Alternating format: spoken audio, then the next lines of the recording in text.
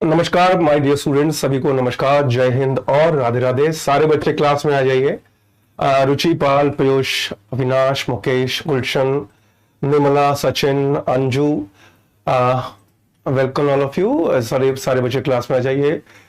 प्रभांशु चौरसिया, के शमा दुबे, शेखर बाबू, आसित सिंह, तनिषा कुशवाहा, कौशल, आफरीन बानो, लक्ष्मी, कृतिका, राहुल, देवयानी चौधरी, सभी को नमस्कार बेटा। तो मेरा नाम है बेटा हेमेंद्र गोस्वामी और आज आप मेरे साथ सीखेंगे केजीएस आईएएस एग्जाम, जो मेंस एग्जाम है जो 21 तारीख को होने वाला है, उसमें क्या क्या चीजें आएंगी। सबसे पहले हम बेसिक क्लियर करेंगे, ठीक है बेटा। और मैं जो भी सिखाऊंगा आपको वो बिल्कुल बेसिक से सिखाऊंगा, हिंदी और इंग्लिश दोनों भाषाओं में।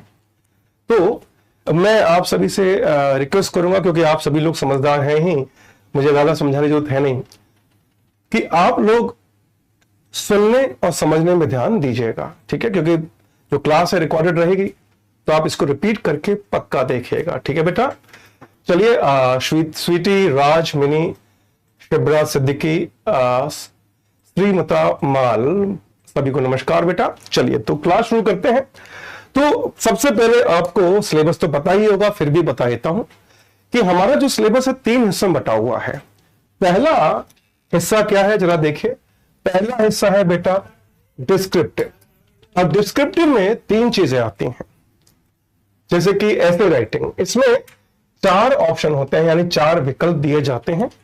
उनमें से एक विकल्प आपको चुनना होता है। यह होता है 100 मार्क्स का, ठीक है बच्चे। इसके बाद अनसीन प्रोसेस, जिसको हम हिंदी में कहते हैं अनदेखा गद्य, ये एक ही आएगा और इस एक सवाल के 5 क्वेश्चन होंगे और हर क्वेश्चन 15 मार्क्स का होगा, 15 अंकों का होगा, वो 75 मार्क्स यानी 75 मार्क्स। अगला प्रेसी राइटिंग, जिसको लोग गलती से प्रिसाइज राइटिंग कहते हैं। सही उच्चारण यानी प्रोनाउंसिएशन बहुत जरूरी है बेटा। तो प्रिसाइज राइटिंग, जिसको प्रेसी राइटिंग एक्चुअल प्रोनाउंसिएशन है, एक क्वेश्चन आता है और इसका आपको संक्षिप्त लेखन लिखना होता है, ठीक है बेटा। तो ये टोटल 250 मार्क्स का होता है डिस्क्रिप्टिव। आप कहोगे सर 300 का होता है, 300 का होता है, लेकिन 250 में ये तीनों है, ऐसे, अनसीन और प्रेसी राइटिंग। यहां तक क्लियर हो गया तो लिख दीजिए CL, CL यानी क्लियर। क्योंकि आज हम ऐसे राइटिंग करेंगे, मैं बताऊंगा ऐसे राइटिंग में कैसे आपको ऐसे करना है, बिल्कुल शॉर्टकट तरीके से सीखेंगे, लेकिन इसे समझेंगे कि विस्तार से, ठीक है बेटा। यहां तक क्लियर हो गया। क्या ये डिस्क्रिप्टिव हिस्सा क्लियर हो गया? तो CL लिख दीजिए जल्दी से।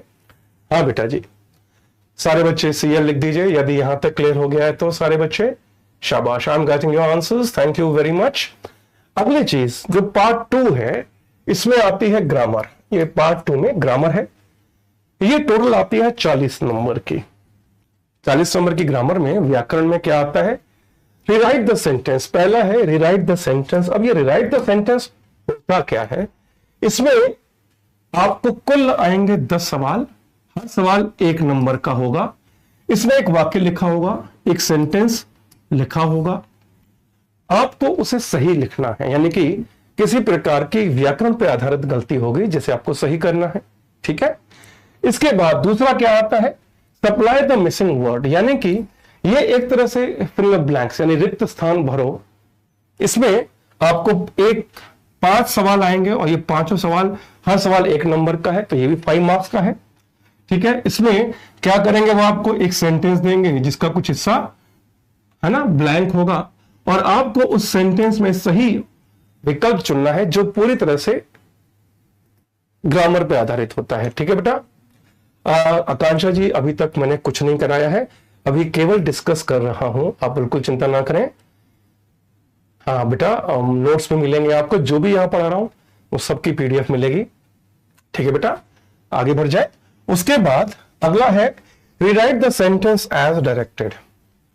यहां पर क्या होगा, एक सेंटेंस होगा, ठीक है।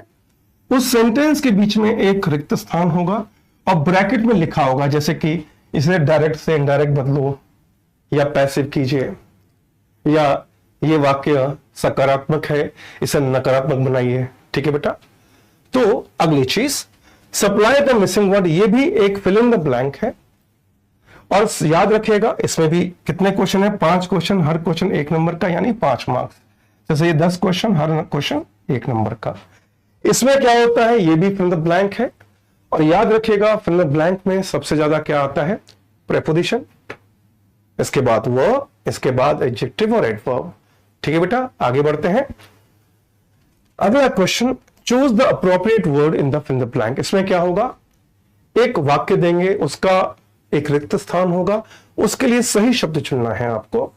और आखिर में क्या है बेटा कि ये वर्ब पे आधारित रिक्त स्थान है। इसको भी 5 क्वेश्चन है, हर क्वेश्चन 1 नंबर का, टोटल 5 मार्क्स। तो ये हो गए बेटा 40 नंबर का। तो ये आपके 200 नंबर का कवर हो जाता है यहां तक। क्या मैं आगे बढ़ जाऊं, क्या ये क्लियर हो गया? रजत बेटा अभी तक कुछ नहीं पढ़ाया है, क्लास केवल 5-6 मिनट हुए हैं, आप चिंता ना करें। अभी आपसे रिक्वेस्ट है, देखो बेटा हिंदुस्तान में सबसे बुद्धिमान बच्चा माना जाता है उन बच्चों को जो सिविल सर्विस की तैयारी कर रहे हैं, और आप तो मेंस के पड़ाव पे आ चुके हैं। हाँ बेटा, आपकी क्लास लाइव है अनुज कुमार जी, तो आप लोग प्लीज कमेंट करना बंद कर दीजिए, आप सभी से रिक्वेस्ट है। हाँ बेटा, मुझे पता है, मैं सब बताऊंगा, अभी रुक जाइए जरा, कमेंट करना बंद कर दीजिए बेटा, जब मैं कहूं तभी कमेंट कीजिएगा, आपसे रिक्वेस्ट है बेटा। यहां तक क्लियर है? 40 नंबर की ग्रामर। इसके बाद आपकी वोकैबुलरी सेक्शन यानी कि शब्दकोश, जिसमें क्या क्या आता है, एंटोनिम, मुख्य तौर से वो एंटोनिम यानी विलोम सीखते हैं, या फिर सिनोनिम यानी पर्यायवाची। विलोम या पर्यायवाची, वो आपको 5 शब्द देंगे और आपसे पूछेंगे इनका विलोम क्या है, और आपको एक एक विलोम शब्द बताना है, या फिर इसका सिनोनिम यानी पर्यायवाची क्या है। ठीक है बेटा, तो बेटा ये आती है 5 नंबर। इसके बाद आपको दिए जाएंगे या तो 5 इडियम यानी मुहावरे, या लोकोक्तियां, या फिर प्रपोजिशन फ्रेज। तो आपको 5 मुहावरे या लोकोक्तियां दी जाएंगी और आपको वाक्य प्रयोग करना है, ये भी 5 नंबर का। तो ये 10 नंबर का, तो ऐसे हो जाता है 300 नंबर।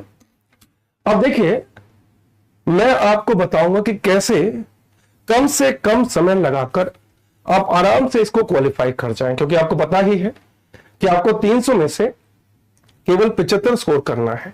लेकिन हम टारगेट लेके चलेंगे कि हम 150 की तैयारी करेंगे, है ना। कोशिश तो मैं करूंगा कि आपको 300 की तैयारी हो जाए, लेकिन 150 की तैयारी करेंगे तो बेटा 100 प्लस आना आसान है। ठीक है, तो मैं आपको बताऊंगा कैसे तैयारी करनी है, शॉर्टकट तरीके से सीखेंगे आप लोग।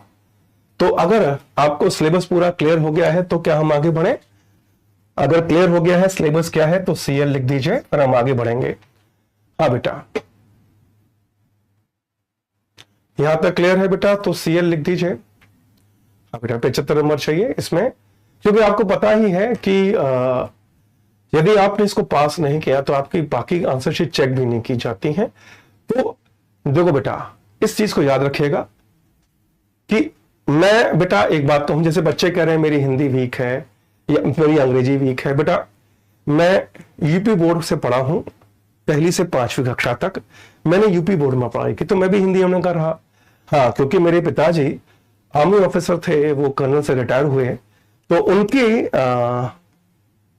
वजह से मैंने 6ठी से 12वीं तक सैनिक स्कूल शिलांग में पढ़ाई की। तो मैं हिंदी मीडियम के बच्चों का दर्द भी बिल्कुल समझ सकता हूं।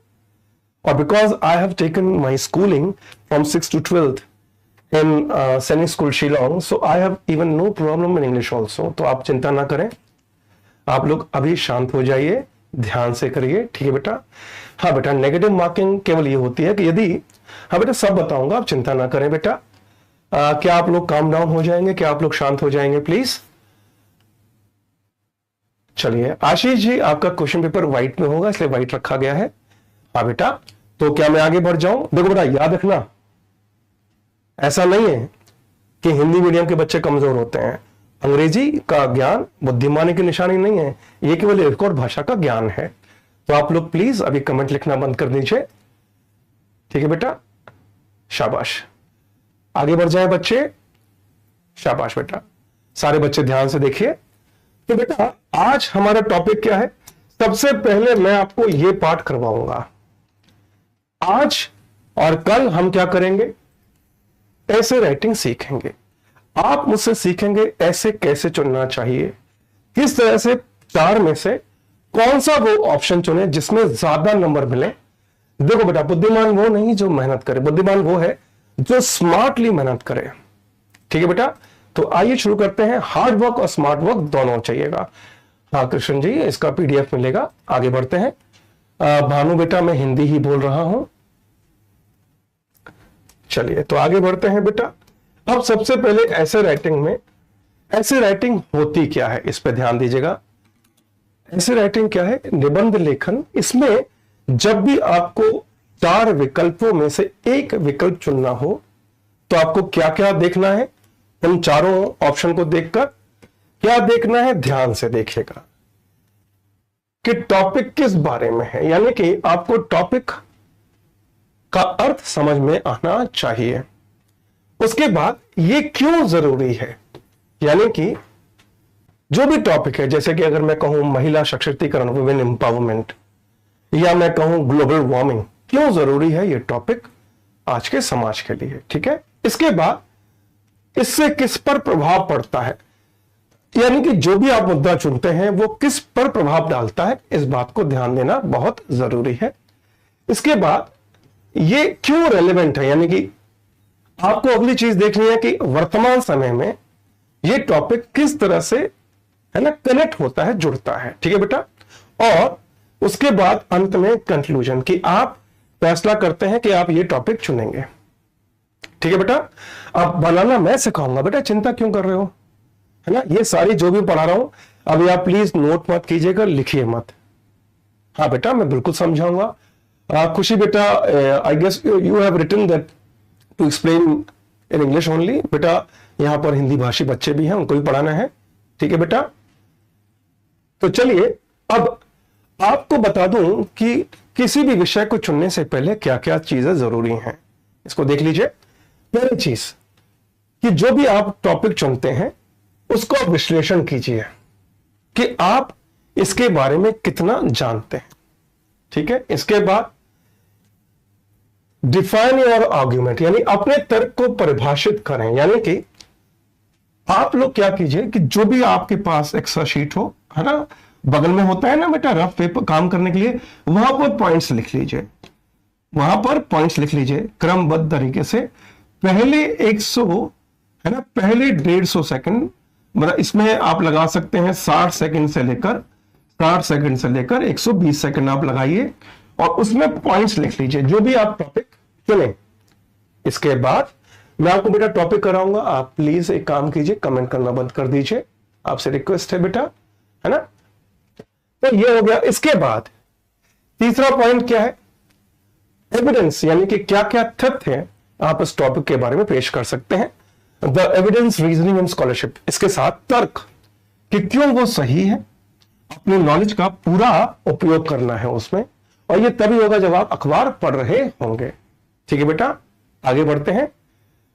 अगला, ऑर्गेनाइज अ कोहेरेंट एस, यानी कि आप जो भी टॉपिक्स पॉइंट्स बनाएंगे वो पूरी तरह से टॉपिक से संबंधित पॉइंट्स होने चाहिए।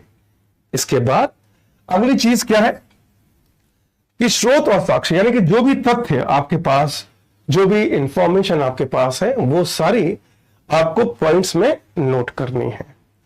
अब इसके बाद मैं आपको सिखाऊंगा टॉपिक कैसे किया जाए।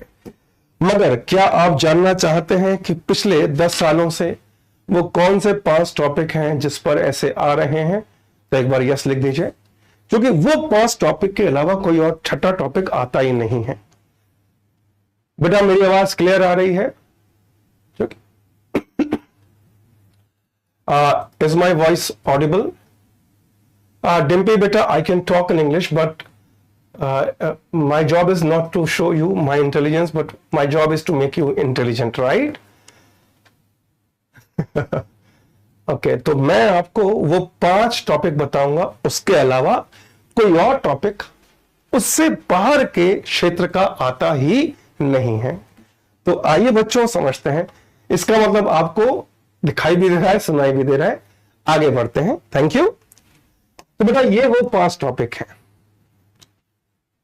या तो वो आपको भारतीय समाज से संबंधित कोई टॉपिक देंगे। वो कौन कौन से टॉपिक हो सकते हैं इसके बाद, तो ये वो पहला टॉपिक है भारतीय समाज। अब चाहे वो भारतीय समाज की रीति रिवाज हो, या फिर जो अलग अलग है ना, अलग अलग प्रांतों में, अलग अलग धर्मों में, या फिर अलग अलग समाज में जो भी चल रहा है, चाहे वो राजनीति से संबंधित हो, चाहे धर्म से संबंधित हो, चाहे शिक्षा से संबंधित हो, विकास से संबंधित हो, वो ऐसे किसी बारे में आपको टॉपिक देंगे सोसाइटी के आधार पर। ठीक है बेटा। उसके बाद अगली चीज क्या है, पर्यावरण संबंधी मुद्दे। क्या है, पर्यावरण संबंधी मुद्दे आपसे पूछे जाएंगे। हाँ बेटा, बिल्कुल। हाँ बेटा, तरन्नुम कह रहे हैं टाइमिंग चेंज कर दीजिए। बेटा मैं केवल 9 घंटे पूरे दिन पढ़ाता हूं, है ना बेटा। तो बेटा इन्वायरमेंटल इशू, पर्यावरण संबंधी मुद्दे, यानी कि या तो वो आपसे पूछ सकते हैं ग्रीन हाउस इफेक्ट, या फिर सौरभ बेटा मैं सभी सवालों का जवाब दूंगा। बच्चा लिख रहा है इंग्लिश की क्लास कैसे लिखें। बेटा मैं लिखना सिखाऊंगा, आप चिंता क्यों कर रहे हो। रिया सिंह कह रही है कि बोर्ड का कलर चेंज कर दीजिए। रिया बेटा ये चीज आपको केवल 1500 बार लिखनी है, उसके बाद में चेंज करूंगा। जल्दी से 1500 बार लिखो, 30 सेकंड है, 30 सेकंड में 1500 बार और लिखो। बोर्ड का चेंज करने को मैं कर दूंगा। ठीक है बहन, चलिए आगे बढ़े। चलो बेटा, उसके बाद इंटरनल सिक्योरिटी यानी आंतरिक सुरक्षा, इसको लेकर सवाल आ सकते हैं। यानी कि चाहे वो राज्य सुरक्षा की बात हो, देश की सुरक्षा की बात हो, या अंतरराज्यीय सुरक्षा की बात हो, उस पर आपको आ सकता है इंटरनेशनल सिक्योरिटी, या फिर जो हमारे बॉर्डर्स है चाइना से लगे हुए, बांग्लादेश से लगे हुए, पाकिस्तान से लगे हुए, उसकी सिक्योरिटी के बात में भी बात हो सकती है ना। और आंतरिक सुरक्षा। इसके बाद साइंस एंड टेक्नोलॉजी यानी विज्ञान और प्रौद्योगिकी, ये चौथा टॉपिक है जिस पर सवाल आ सकता है कि जैसे विज्ञान किस तरह से देश के लिए विकास, है ना, देश के विकास के रास्ते में अग्रसर कर सकता है। ठीक है बेटा, ये चीजें पूछी जाती हैं। इसके बाद आखिरी है फिलॉसफी। अब देखो बेटा, अगर मैं आपसे पूछूं कि आप इनमें से कौन सा टॉपिक चुनना चाहेंगे, तो नंबरिंग में लिख दीजिए 1, यानी कि भारतीय समाज तो 1 लिखिए, इंटरनल सिक्योरिटी तो 2 लिखिए या 3 लिखिए। कौन सा टॉपिक है जिसपे आप लिखना चाहेंगे यदि आपको मौका मिले, जल्दी से बताइए। शाबाश, जल्दी से बताओ बेटा, किस टॉपिक पे आप लिखना चाहेंगे। केवल नंबरिंग में लिखिएगा, ठीक है, केवल नंबरिंग में बताइए।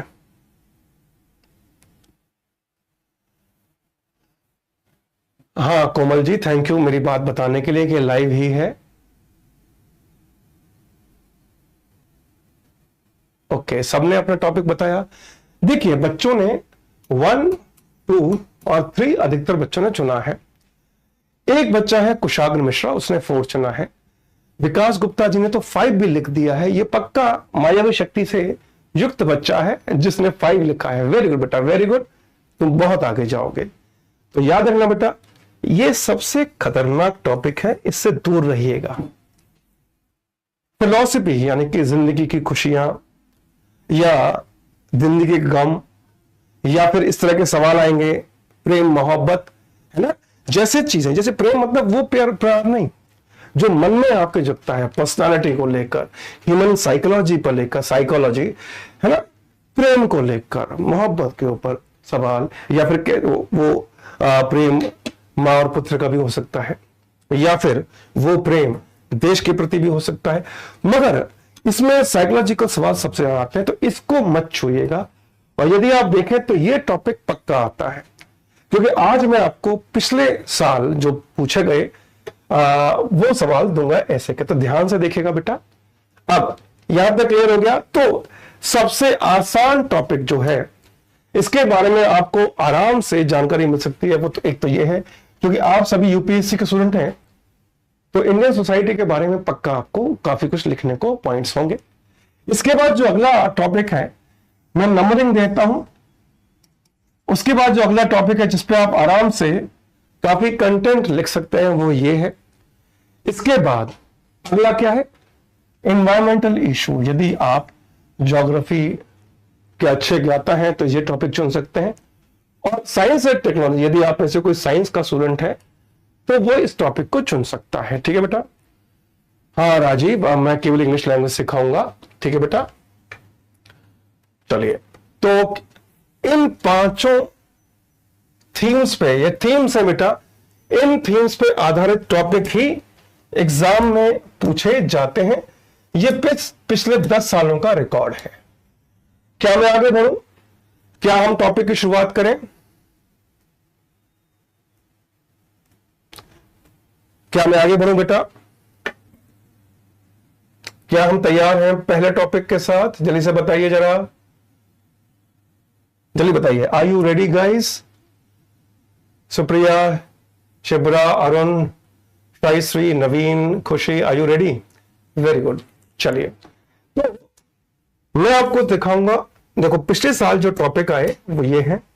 पहला है OTT and the future of multiplex. ये किस पे आधारित है? सोसाइटी पे आधारित है ना। देखो, ग्लोबल वार्मिंग, ये एनवायरमेंट पे आधारित है। Social media and marketing of self, और ये आखिर में क्या है? फिलॉसफी पे आधारित है। तो आज हम सबसे पहला टॉपिक जो लेने वाले हैं वो क्या है? वो है OTT and the future of multiplexes. Multiplex क्या होता है पता ही होगा आपको। आजकल मॉल्स वगैरह में देखा है आपने, एक से ज्यादा सिनेमा घर एक ही मॉल में होते हैं, उसी को कहते हैं मल्टीप्लेक्स। मुझे याद है जब मैं एक बार पहली बार मल्टीप्लेक्स देखने गया तो मैं परेशान हो गया। 6 हॉल हैं एक ही बिल्डिंग में। हाँ, हालांकि वो बहुत बहुत बड़ी बिल्डिंग थी। और मैं कंफ्यूज हो गया कौन सी मूवी देखूं। मूवी देखने जा रहा था कुछ और, मूवी देखने लगा कुछ और, है ना। तो मल्टीप्लेक्स, तो जैसे ही आपने मान लीजिए ये टॉपिक चुना तो आप लोग अपने अनुभव, जो भी अपने लाइफ में आपने मल्टीप्लेक्स को लेकर जो जो अनुभव किए हैं वो तुरंत जोड़ लीजिए। अब इसका करना क्या है, टॉपिक का देखिएगा ध्यान से। मैं अभी पहले टॉपिक की बात कर रहा हूं। इसमें आप लोग मुझे बताइए क्या क्या पॉइंट्स आप लिख सकते हैं, जरा बताना। आपके पास है 120 सेकंड दे रहा हूं, आपको इसमें पॉइंट्स लिखने हैं। जल्दी से बताइए क्या क्या आप मुझे बताएंगे। जरा पॉइंट्स लिखिए। आपके पास 120 सेकंड का टाइम है, जरा लिख के बताइए। हाँ बेटा, आप इस टॉपिक के बारे में क्या क्या पॉइंट्स लिख सकते हैं, फिर मैं बताऊंगा कि टॉपिक के पॉइंट्स कैसे लिखने चाहिए। जल्दी से बताइए, शाबाश। हाँ बेटा, 120 सेकंड है आपके पास। हाँ बेटा, ओटीटी, ओटीटी आजकल जो भी वेब सीरीज चलती है ना, कहां चलती है? ओटीटी प्लेटफॉर्म पे चलती है ना। और मल्टीप्लेक्स तो बताया मैंने, ऐसे सिनेमा घर जैसा जहां पर एक ही जगह 5-6 मूवी हॉल चल रहे हैं, उनको बोलते हैं। जरा बताइए, 120 सेकंड है आपके पास। अब बेटा हिंदी बता दी मैंने। ओटीटी मतलब आपने टीमें देखा नहीं है जहां मिर्जापुर जैसी वो चलती है फेमस, या फिर आश्रम चलती है, पंचायत, बिल्कुल सही का, नेटफ्लिक्स है, इसी को तो बोलते हैं ओटीटी। हाँ बेटा, जल्दी से बताइए, आपके पास 120 सेकंड है। हाँ बेटा, अरुण, सौरभ, आकांक्षा, ब्रजेश, टीना, रमीश, श्रीमंता, शैलेश, सभी बच्चे ओके। अबाउट इंफ्रास्ट्रक्चर ओके, बिल्कुल, वेरी गुड। चलिए, तो हाँ बेटा, टाइम होने वाला है, 10 सेकंड बाकी हैं। ट्रेंड ओके, गुड पॉइंट टीना। बहुत सारे बच्चे बहुत अच्छे पॉइंट लिख रहे हैं। चलिए, बिल्कुल, negative and positive effect, rules and regulation regarding content okay okay okay, very good बेटा। चलिए बेटा, शाबाश। तो अब मैं आपको बताऊंगा पॉइंट्स कैसे लिखने हैं, ठीक है। इसको ध्यान से देखना बेटा, जो पॉइंट्स बताने वाला हूं। सबसे पहले आपको क्या लिखना है? इंट्रोडक्शन यानी परिचय। अब इंट्रोडक्शन में सबसे पहले आपको बताना है कि ओटीटी होता क्या है, डेफिनेशन ऑफ ओटीटी, कि ओटीटी की परिभाषा क्या है। पहली चीज, over the top full form क्या है? Over the top. ओटीटी का फुल फॉर्म क्या है? ओवर द टॉप। कि platform deliver film and television content, कि वो मंच, प्लेटफॉर्म यानी मंच, कि वो मंच जहां पर फिल्में और टेलीविजन का कंटेंट दिखाया जाता है विया इंटरनेट। किसके द्वारा? केबल या सैटेलाइट के माध्यम से। तो देखो ये आसान सी चीज इंग्लिश में लिखी, काम खत्म। क्या लिखा हुआ है? Platform deliver film and television content via internet by passing the traditional cable और सैटेलाइट। किसको पास कर? बाईपास करके, दरनिकार। बाईपास का मतलब क्या? दरनिकार करके। जो पारंपरिक फिल्म और टेलीविजन देखने का वो था, जैसे पहले क्या था? केबल थी पहले, या फिर सैटेलाइट के माध्यम से देखते थे, मगर ओटीटी इंटरनेट के द्वारा हो जाता है काम। क्या ये क्लियर है पहला पॉइंट?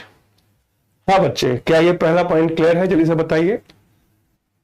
यस गाइस, जल्दी से बताएं, क्या ये पॉइंट क्लियर हो गया आप लोगों को? मैं देख रहा हूं 99% बच्चों ने काफी उत्साह के साथ भाग लिया, बहुत अच्छे पॉइंट्स लिखे। क्या पहला पॉइंट क्लियर है? तो आपको सबसे पहले पॉइंट्स लिखने चाहिए। बेटा आपको पीडीएफ मिल जाएगी प्रीति, आप बिल्कुल टेंशन नहीं लें। जो भी यहां पढ़ा रहा हूं वो उसका पीडीएफ आपको मिलेगी, आप बिल्कुल चिंता ना करें।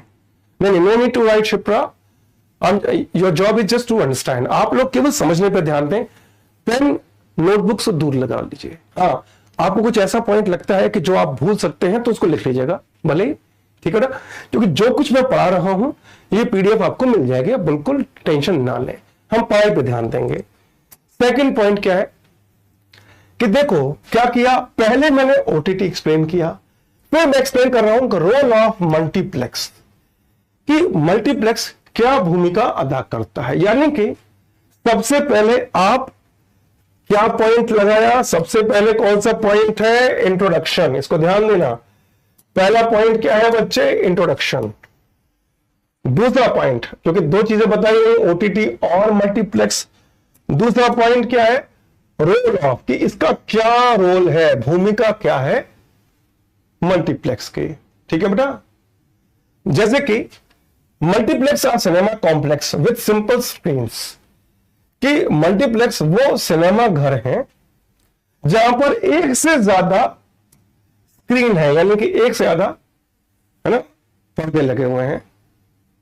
और उसके बाद offering a variety of movies, जहां पर कई प्रकार की मूवीज वो आपको ऑफर करते हैं टू अ लार्ज ऑडियंस, किससे? एक बहुत बड़े, किसको?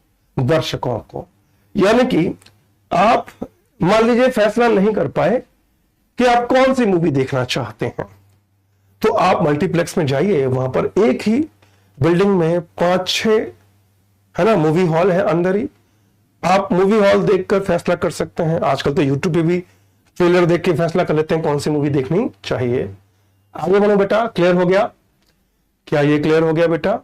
जल्दी बताइए, क्या ये क्लियर है सेकंड पॉइंट?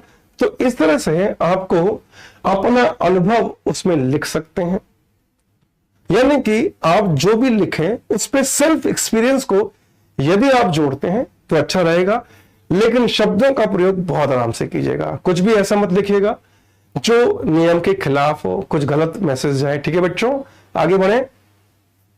क्या मैं आगे बढ़ जाऊं बेटा?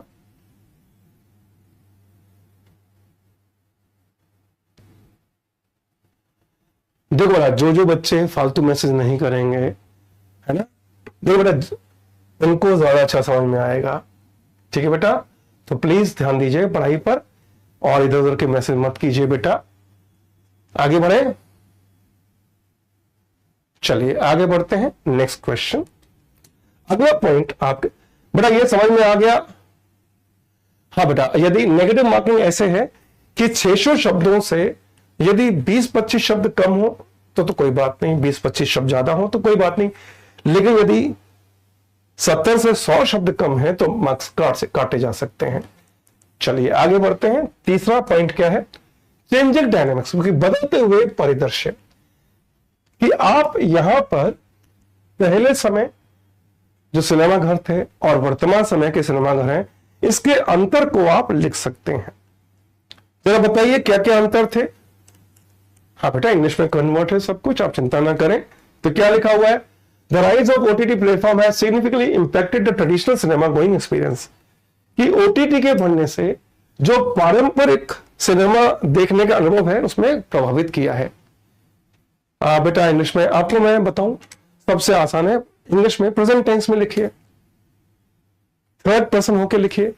जरा बताइए, जरा मुझे बताइए, आप लोग बताएं, सारे बच्चे एक एक पॉइंट लिखें कि क्या अंतर है पुराने जमाने के सिनेमा घरों में और आज के जमाने के सिनेमा घरों में, क्या अंतर है जरा बताइए। शाबाश। तो कह रहे हैं कि सर अभी फुल एसी होता है। ये अच्छा था। आगे बताइए बेटा। हाँ जी, क्या अंतर है पुराने और नए सिनेमा घरों में। ओटीटी श्रेया बेटा मैंने इंग्लिश और हिंदी दोनों भाषाओं में बता दिया है। हाँ बेटा, ओके, ब्लैक एंड व्हाइट और कलर्ड, और कोई टेक्नोलॉजी का है, टेक्निकल फीचर्स का अंतर है। वेरी गुड, शाबाश, वेरी गुड। तो आपको यही चीज लिखनी है। Most digitalise AC in theatre, good. Quality of screen, कौन कह रहा था लिख नहीं सकते, लिख तो रहे हैं बच्चे, इतना अच्छा लिख रहे हैं। बस जो जो लिखा है उसमें 2-3 वाक्य जोड़ दीजिए। टेक्नोलॉजी ज्यादा होती है, वीएक्सएक्स होता है, लग्जरी होती है, क्वालिटी अच्छी होती है, इंफ्रास्ट्रक्चर। देखो आप खुद सारे बच्चे कितना अच्छा लिख रहे हो। वेरी गुड बेटा, एक्सीलेंट।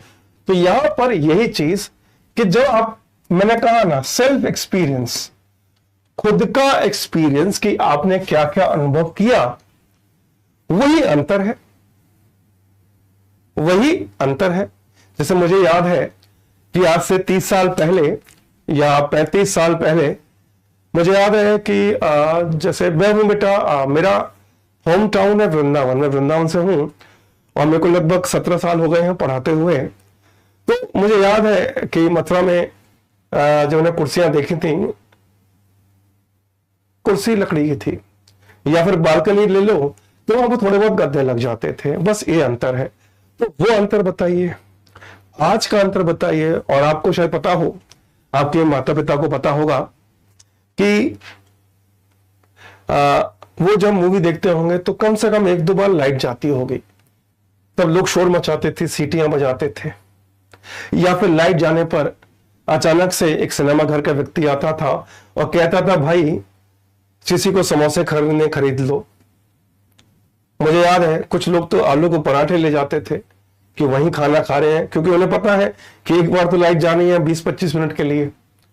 तो आप जो भी अनुभव हैं, अच्छा मुस्कान जी कह रहे हैं कि उनके डैड ने उन्हें बताया था, गुड। तो बेटा खुद का एक्सपीरियंस आप, अब कोई कहे कि सर मैं तो आज के जमाने का हूं, मेरी उम्र 20-25 साल है, वो मैंने पुराने हॉल तो देखे नहीं, तो उसका भी तरीका है कि भैया अगर आप छोटे शहरों में देखो तो वही हॉल है, और अगर आप दिल्ली आ जाओ तो अलग ही हॉल है। तो वो 30 साल का अंतर आपको कहां दिखाई दे जाएगा, आज भी गांव के मूवी हॉल और शहरों के मल्टीप्लेक्स में। ठीक है बेटा, क्या ये क्लियर हो गया, क्या ये क्लियर हो गया। खुशी बेटा आप ऑप्शन करना चाहते हैं तो आपसे रिक्वेस्ट है, 4 बजे तक क्लास चलेगी, आप 3:45 बजे में याद दिला दीजिएगा, I will give you suggestion. ठीक है बेटा, अभी ये कर लीजिए प्लीज। क्या ये क्लियर हो गया, क्या ये क्लियर हो गया बेटा। हाँ बेटा, मुझे भी इंग्लिश नहीं आती, आप टेंशन मत ले लो, मैं आपके साथ हूं।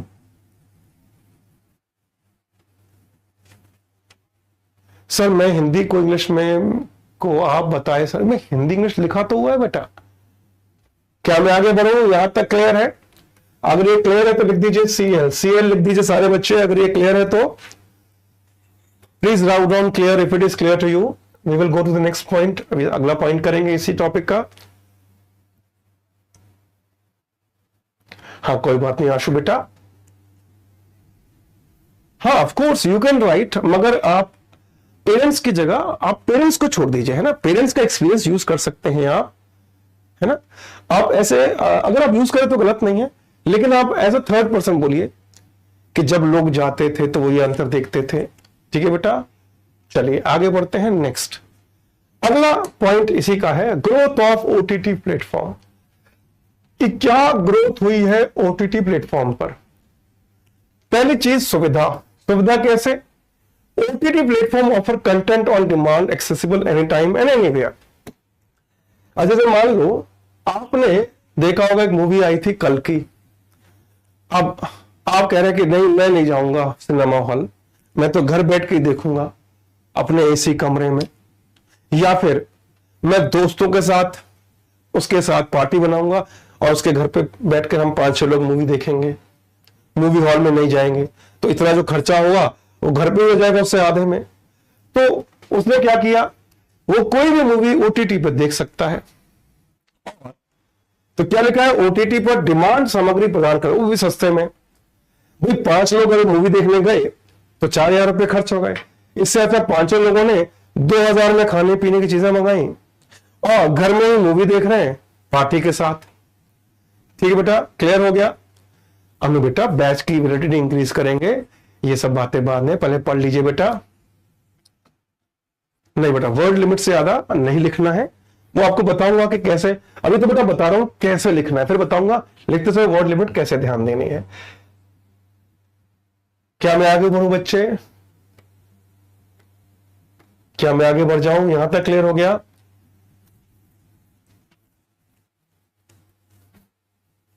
नहीं बेटा, अगर आप टॉपिक अच्छा सा लगे तो भी 800 शब्द मत लिखना, तो मार्क्स कट जाएंगे। क्या मैं आगे बढ़ूं? क्या ये क्लियर है बेटा? चलिए आगे बढ़ते हैं। नेक्स्ट पॉइंट, अगला पॉइंट कॉस्ट इफेक्टिव। अभी अभी बता रहा था मैं कि लागत प्रभावशीलता होती है इसमें। कैसे? Subscription of OTT platform are generally more affordable than frequent trips to multiplex. कि मल्टीप्लेक्स में जो जाना है उससे बहुत ज्यादा सस्ता पड़ता है ओटीटी। कि ओटीटी प्लेटफॉर्म की सदस्यता आमतौर पर मल्टीप्लेक्सों की बार बार यात्राओं की तुलना में अधिक सस्ती है। अब सोचो, अगर आप एक अच्छे से मल्टीप्लेक्स में मूवी देखने जाओ तो कम से कम 800 से लेकर 1500 तक की टिकट होगी, फिर कुछ खाओगे पियोगे तो 1,000 रुपए ये ले लो, तो ये लगभग 2,500-3 हजार का खर्चा है। इसकी जगह आप 499 हर महीने का लीजिए और उसमें एक साथ 3 मूवी देख सकते हैं। तो आप इस तरह एक्सप्लेन कर सकते हैं कि कैसे ये किफायती भी है। क्या मैं आगे बढ़ूं? क्या ये क्लियर हो गया कि आपको किसी भी टॉपिक का आर्थिक प्रभाव क्या पड़ता है उसको भी ध्यान देना है। क्या हम आगे बढ़े बच्चों? ये क्लियर है पॉइंट? जल्दी से बताइए। शाबाश। इसको इंग्लिश में कैसे लिखें सौरभ बेटा? इसको देखो, ये कौन सी भाषा है जरा बताओ, अपनी मायावी शक्ति का प्रयोग करो और बताओ ये कौन सी भाषा है। आगे बढ़े। शाबाश। अगला पॉइंट, तो मैं आपको बता रहा हूं कैसे आपको पॉइंट्स लिखने हैं। ठीक है बेटा, शाबाश। आगे बढ़ते हैं। एक्सीलेंट।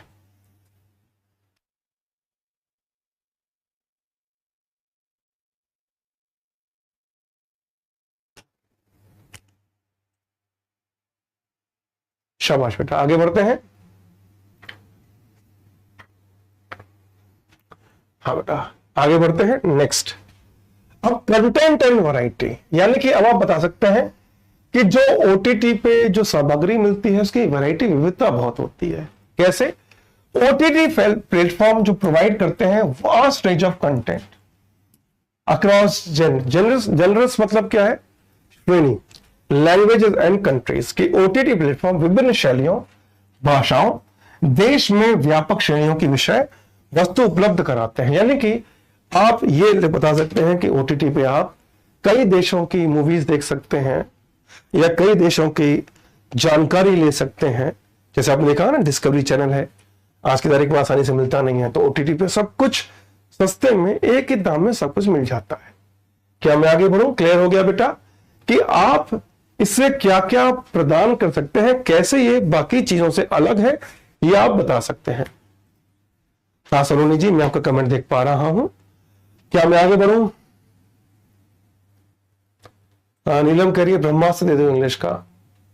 अच्छा बेटा नीलम, एक बड़ा आसान तरीका है ब्रह्मास्त्र का कि एक लठ लो, उस लठ को 3 महीने सरसों के तेल में डुबो के रखो और उसके बाद किसी पहलवान से आके कहो कि मेरे घुटने पे मार। कब तक? 5 बार दोनों घुटने में मारने हैं। ये एक शॉर्टकट है अंग्रेजी सीखने का। ठीक है बेटा आगे बढ़ते हैं ये शॉर्टकट बहुत कारगर है, मैंने मेरे मेरे पढ़े थे इसलिए मैं सीख गया। ठीक है बेटा, आगे बढ़ते हैं नेक्स्ट। ये पॉइंट क्लियर हो गया है। अगला, इंपैक्ट ऑन मल्टीप्लेक्सेस।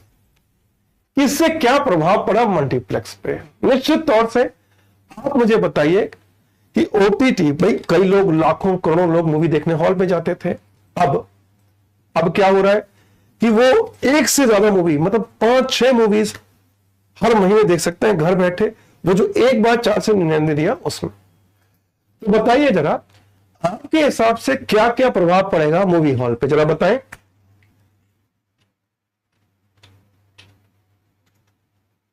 डायग्राम वगैरह नहीं बनाना, चलिए से बताइए बेटा।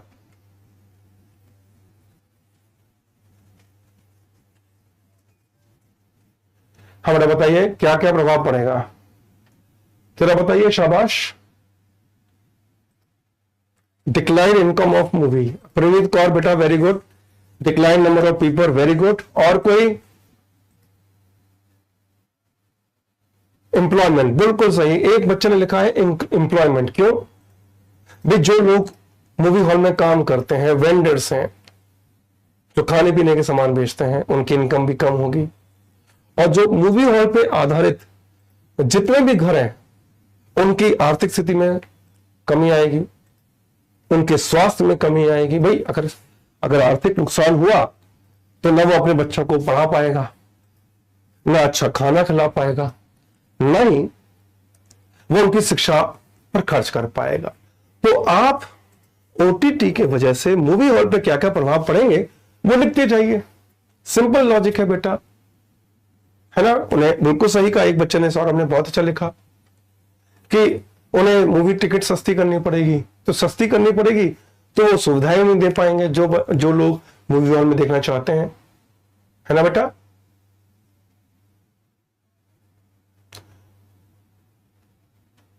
तेरे को बेटा बन तो रहे, तेरे को बना रहे बच्चे। लो सोशल इंटरेक्शन, मल्टीप्लेक्स।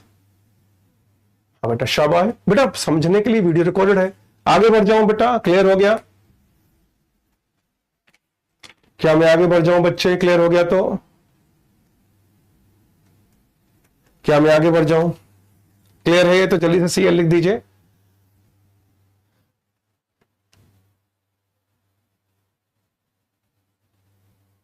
बिल्कुल आगे बढ़ते हैं, शाबाश। किसी से तेज इंग्लिश सीखनी है बेटा। एक बच्चे ने लिखा है, क्या नाम है, जूही सिंह है, क्या नाम है बेटा। तेज इंग्लिश सीखने का तरीका पता है क्या है? कि आप रेलवे ट्रैक पे, रेलवे की जो पटरी है ना, वहां खड़े हो जाइए। कौन सी पटरी? जहां गाड़ी आने वाली हो, ट्रेन आने वाली हो, 5 मिनट रह गए हो, उस ट्रेन की पटरी के आगे खड़ा हो जाइए और जैसे ही ट्रेन आए उसके आगे भागिए अंग्रेजी बोलते हुए। बेटा दुनिया में सबसे तेज अंग्रेजी आपके हो जाएगी। ये लिख रहा है अंग्रेजी तेज करनी है, बहुत आसान तरीका, तेज इंग्लिश सीखनी है आपको। तो चलिए शाबाश। अगला पॉइंट, डिक्रीज। अब देखो, डिक्रीज कम होती दर्शकों की संख्या। फुटफॉल मतलब कि जो आने वाले लोगों की संख्या कम होगी, क्या क्या नुकसान है आपने लिखे। अगला क्वेश्चन, आगे बढ़े। शिफ्ट इन कंटेंट स्ट्रेटेजी, कि मल्टीप्लेक्स अब फोकस कर रहे हैं ब्लॉकबस्टर मूवी, मतलब कि जो ब्लॉकबस्टर मूवी है उसी पे ध्यान दे रहे हैं ताकि अधिक से अधिक लोगों को बुलाया जा सके। ठीक है बेटा, आगे बढ़ते हैं, शाबाश। अगली चीज जो आप सीखने वाले हैं वो क्या है, देखिए। अगला है आपका enhanced viewing strategies for multiplex, कि आपको सबसे पहले क्या किया आपने, ओटीटी एक्सप्लेन किया, उसके बाद मल्टीप्लेक्स, उसके बाद इससे इकोनॉमिकल फायदा दर्शकों को, उसके बाद इससे इकोनॉमिक नुकसान मल्टीप्लेक्स को। अब क्या है, मल्टीप्लेक्स उस पर क्या कदम उठा रहा है, वो क्या कर रहे हैं, एनहांस व्यूइंग एक्सपीरियंस, बेहतर देखने का अनुभव।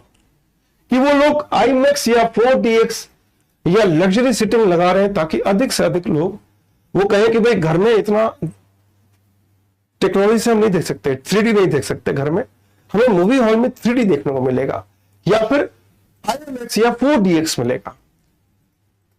क्या ये क्लियर हो गया बच्चे?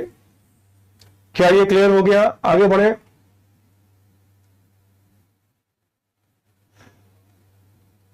हाँ नहीं बेटा, हेडिंग, अरे वही टॉपिक चल रहा है। आकांक्षा बेटा, क्या मैं आगे बढ़ जाऊं?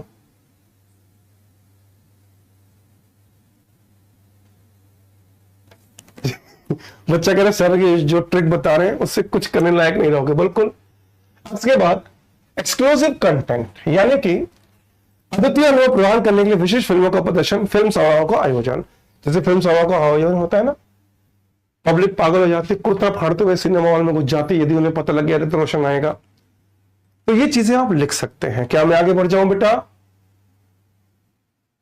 नहीं बेटा, आप इंग्लिश में हिंदी का प्रयोग नहीं करना एग्जाम में। आगे बढ़ जाऊं बेटा?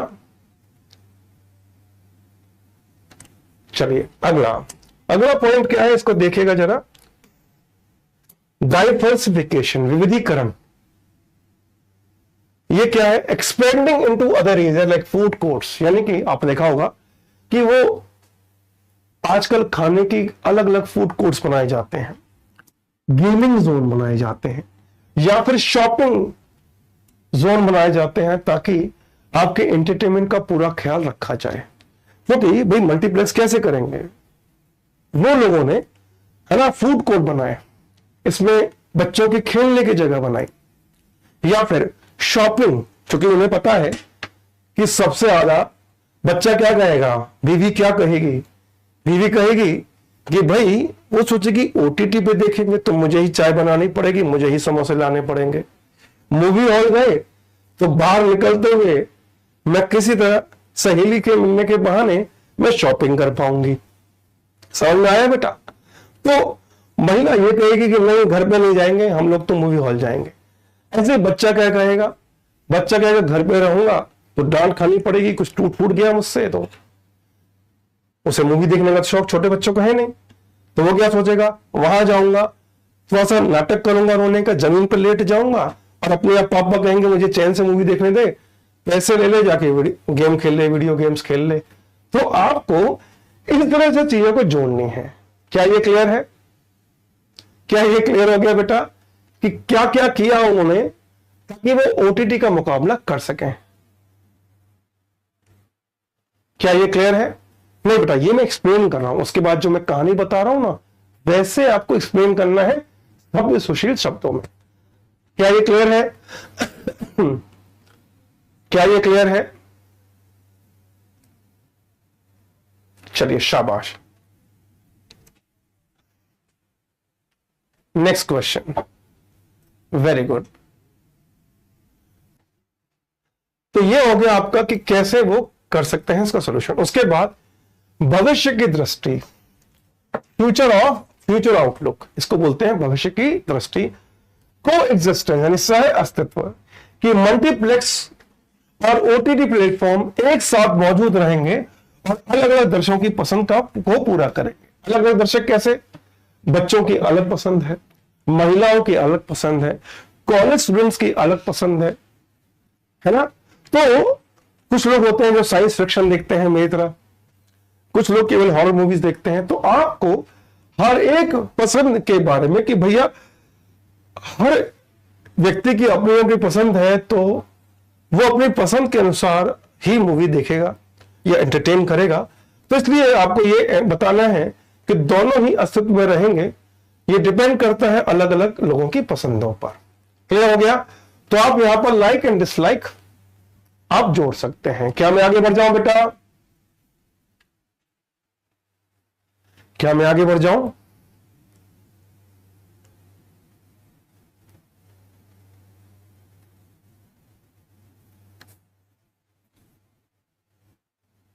शाबाश, आगे बढ़ते हैं। हाँ बेटा, स्पेलिंग का तो ध्यान देना पड़ेगा। देखो ऐसा कोई तरीका नहीं है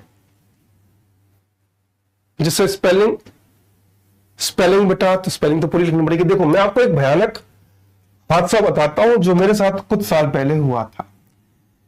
एक बच्चे ने लिखा मुझे, बताइए बच्चों इसका मतलब क्या है, इसका मतलब क्या है बताओ।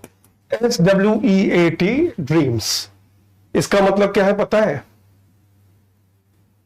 जल्दी से बताओ।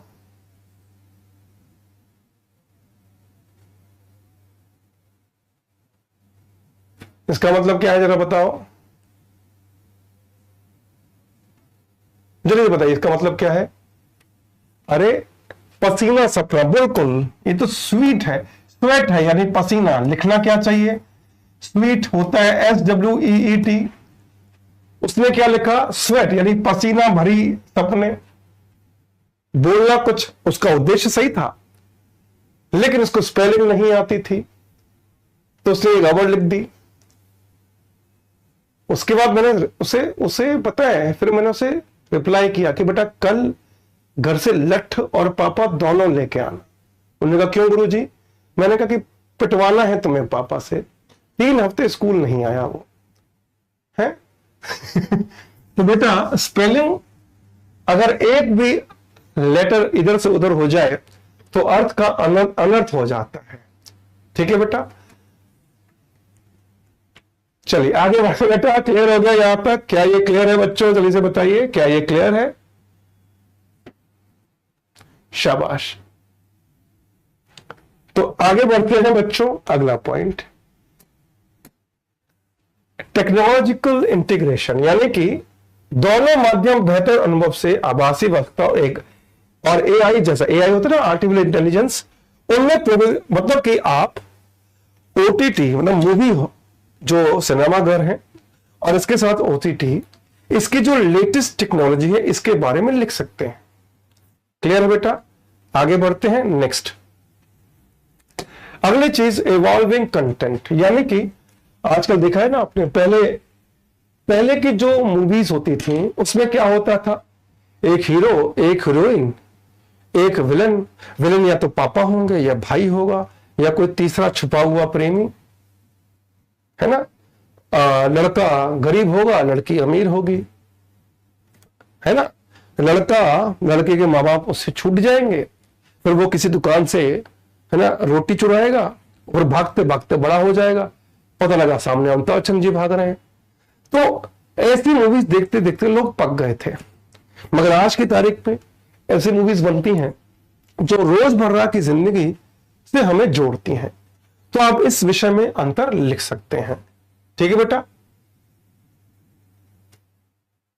क्या मैं आगे बढ़ूं? क्या ये क्लियर हो गया बेटा? तो आप, है ना, आप ये अंतर बता सकते हैं कि पहले की मूवीज की कहानी क्या होती थी और आज की मूवीज की कहानी क्या होती है। ठीक है बेटा, क्या ये क्लियर है? आगे बढ़े, शाबाश। चलिए आगे बढ़ते हैं। अगला निष्कर्ष क्या लिखना है?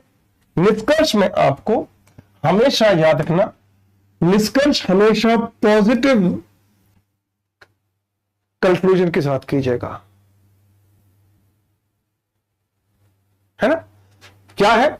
बैलेंस्ड फ्यूचर यानी संतुलित भविष्य, कि जबकि ओटीटी प्लेटफॉर्म का विकास जारी रहेगा, मल्टीप्लेक्स अनुकूलन और नवाचार के माध्यम से प्रासंगिक बने रहेंगे। यानी कि ओटीटी जो है वो दिन ब दिन आगे बढ़ेगा, बेहतर होगा, लेकिन जो मल्टीप्लेक्स है वो अपने आप को रेलेवेंट बना के रखेंगे, अपने आप को नई चीजों को अपनाकर, नए नए आविष्कारों को अपनाकर, नए नए आइडियाज को अपनाकर।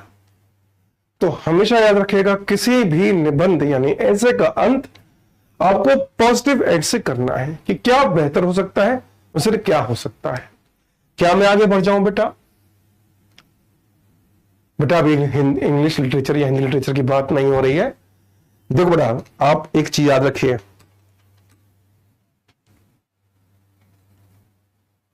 आपकी हजारों घंटे, कई साल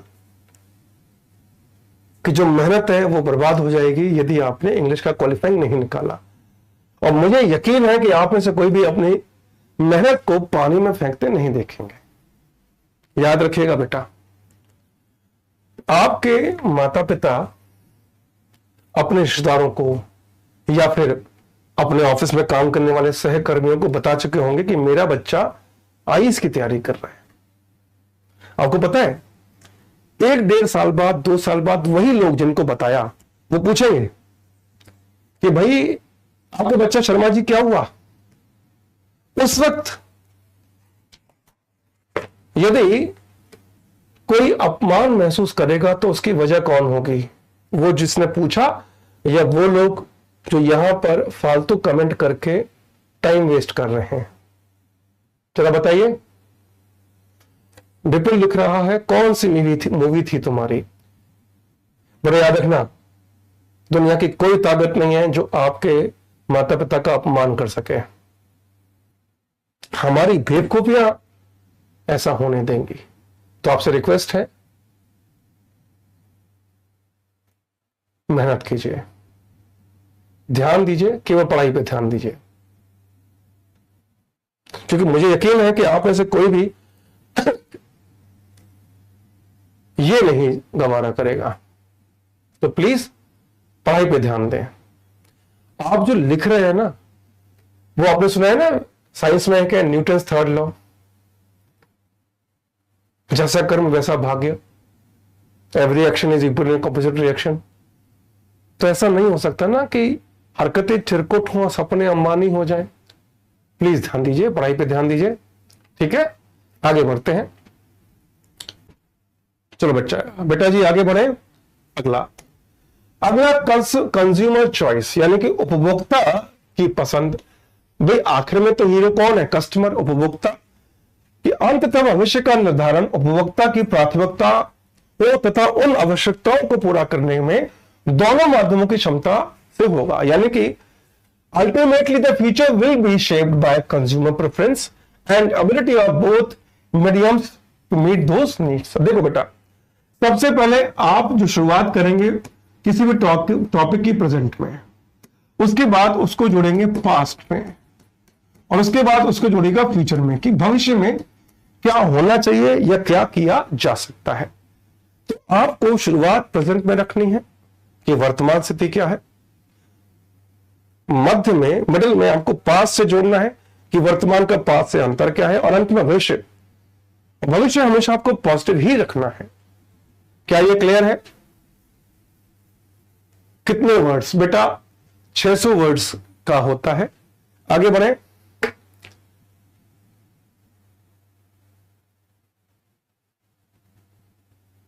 क्या मैं आगे बढ़ जाऊं बेटा? चलिए नेक्स्ट, कंक्लूजन बिल्कुल आगे। अब देखिए, मैं आपको बेटा क्लास के अंत में होमवर्क दूंगा एक टॉपिक के लिए, और कल मैं पूरा लिखवाऊंगा, ठीक है? कल मैं पूरा लिखवाऊंगा। अगला टॉपिक है global warming in an unequal world. ये टॉपिक अगला है जो पिछले वर्ष आया। अब जरा इसके बारे में मुझे सब बच्चे एक एक पॉइंट दीजिए, जरा एक एक पॉइंट दीजिए। हाँ बेटा, एक एक पॉइंट दीजिए सारे बच्चे। Global warming in an unequal world. हाँ बेटा जरा बताइए इस पे एक एक पॉइंट सारे बच्चे दीजिए, शाबाश।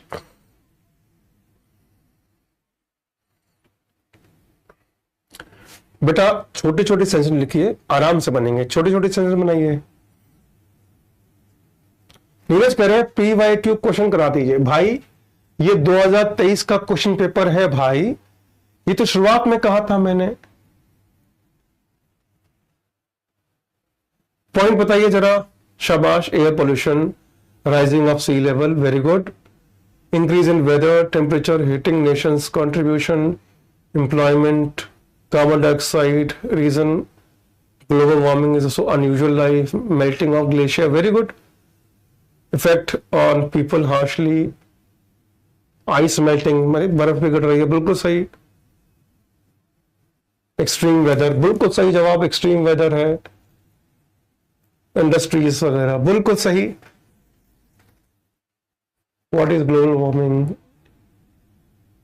Okay, island country most affected है, वेरी गुड। इतने अच्छे अच्छे पॉइंट्स लिख रहे हो आप लोग, इतने अच्छे अच्छे point. Deforestation, very good, very good बेटा, कि जंगलों का कटान चल रहा है, वेरी गुड। अब देखिए इसी ग्लोबल वार्मिंग को आप कैसे लिख सकते हैं। इस स्क्रीन को जब ब्लैक कर देता हूं, बच्चे खुश हो जाएंगे ब्लैक स्क्रीन से। लो, ब्लैक हो गई बेटा। अरे ये ब्लैक क्यों नहीं हो रही है भाई, ये तो लगता है मायावी शक्ति का प्रभाव है। ये हैंग हो गया है बोर्ड हैंग हो गया है ये बोर्ड तो बेटा सबसे पहले आपको क्या लिखना है मैं बताता हूं। अभी जरा बोर्ड हैंग हो गया है बेटा, ये जरा ठीक हो जाए फिर मैं आपको बताता हूं। चलो इसी पे ट्राई करते हैं, ठीक है। अरे ये तो पेन भी कलर भी चेंज नहीं कर रहा है ये। क्या ये दिख रहा है आपको, क्या ये बोर्ड पे दिख रहा है आपको जो लिखा मैंने, जो मैं लिख रहा हूं साफ साफ दिख रहा है क्या, क्या ये दिख रहा है साफ साफ। बोर्ड हैंग हो गया, मुझे लगता है इसमें पक्का मायावी शक्ति का हाथ है। अच्छा बोर्ड चल पड़ा शायद, ओके बोर्ड चल पड़ा है। चलिए तो बेटा सबसे पहले क्या लिख सकते हैं आप, सबसे पहले लिख सकते हैं व्हाट इज ग्लोबल वार्मिंग, क्या है ग्लोबल वार्मिंग। उसके बाद लिखेंगे इसका रीजन, इसका रीजन क्या है ना। जो अलग अलग प्रकार के रीजन हैं, जैसे लोग कचरा फेंक देते हैं कहीं भी, जैसे कि आप कोल्ड ड्रिंक पी रहे हो, बोतल कहीं फेंक दी, ये भी ग्लोबल वार्मिंग का रीजन है। क्यों, पॉल्यूशन से ग्लोबल वार्मिंग बढ़ती है। रीजन लिखिए, रीजन में क्या क्या पॉइंट बताएंगे जरा बताइए। रीजन में मुझे बताइए जरा क्या क्या पॉइंट होंगे। अगर आप 4 पॉइंट दे दिए तो मैं समझ जाऊंगा आप लोग तैयार हैं। 4 पॉइंट दीजिए रीजन के, बताइए ग्लोबल वार्मिंग के रीजन क्या क्या है जरा बताइए। खनन, वेरी गुड वेरी गुड, खनन है, वेरी गुड, बिल्कुल सही, बिल्कुल खनन है, बिल्कुल सही है। डिफॉरेस्टेशन है ना, कार्बन डाइऑक्साइड है, बिल्कुल सही।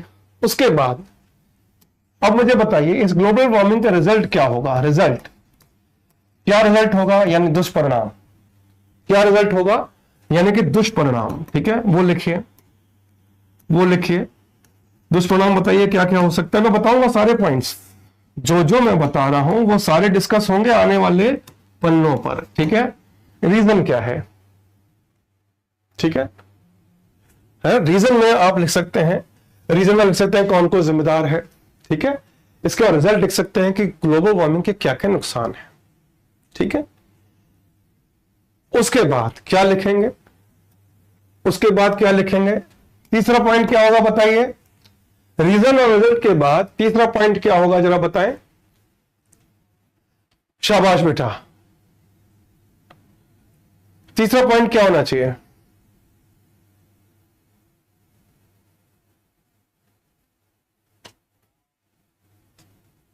हाँ ये फॉसिल फ्यूल बर्निंग वगैरह बहुत सही है बट आप वेरी गुड, आगे बताइए। शाबाश, हाँ बीमारियां हैं, ये रिजल्ट में आता है। तीसरा पॉइंट क्या होगा, सॉल्यूशन, वेरी गुड, सॉल्यूशन। कि सॉल्यूशन किसका, कि ग्लोबल वार्मिंग या प्रदूषण को रोकने के क्या क्या उपाय। तो उपाय कैसे लिखना है बेटा, एक तो व्यक्ति विशेष यानी कि हमारी पर्सनल रिस्पॉन्सिबिलिटी क्या है, पर्सनल रिस्पॉन्सिबिलिटी क्या है उसके बाद हर व्यक्ति की भी, उसके बाद सोसाइटी की क्या रिस्पॉन्सिबिलिटी है, समाज की क्या रिक्वायरमेंट, उसके बाद जो सरकार है, गवर्नमेंट है, उसको क्या क्या चीजें से नियम कड़े बना देना। हाँ व्हाई इट हैपेंस नवीन यहां पर है ना, रीजन, रिजल्ट, सॉल्यूशन, व्यक्ति विशेष क्या करे, एक समाज क्या करे, सरकार क्या क्या कदम उठाए। इसके बाद आप इस सॉल्यूशन में 2 पॉइंट और जोड़ सकते हैं, नेशनल यानी राष्ट्रीय स्तर पर और राष्ट्रीय स्तर पर और इंटरनेशनल या अंतरराष्ट्रीय स्तर पर इसमें क्या क्या कदम उठाए जा रहे हैं, ये लिख सकते हैं। क्या ये क्लियर हो गया बेटा, क्या ये क्लियर हो गया, जल्दी से बताइए। यस गाइस, क्या ये क्लियर है? हाँ बिल्कुल, जागरूकता लोगों में ला सकते हैं। Very good. क्या ये क्लियर है? क्या मैं आगे बढ़ जाऊं? यहां तक क्लियर है बेटा? वेरी गुड, वेरी गुड बेटा। यूएनओ क्या कर रहा है इस बारे में? वेरी गुड, शाबाश,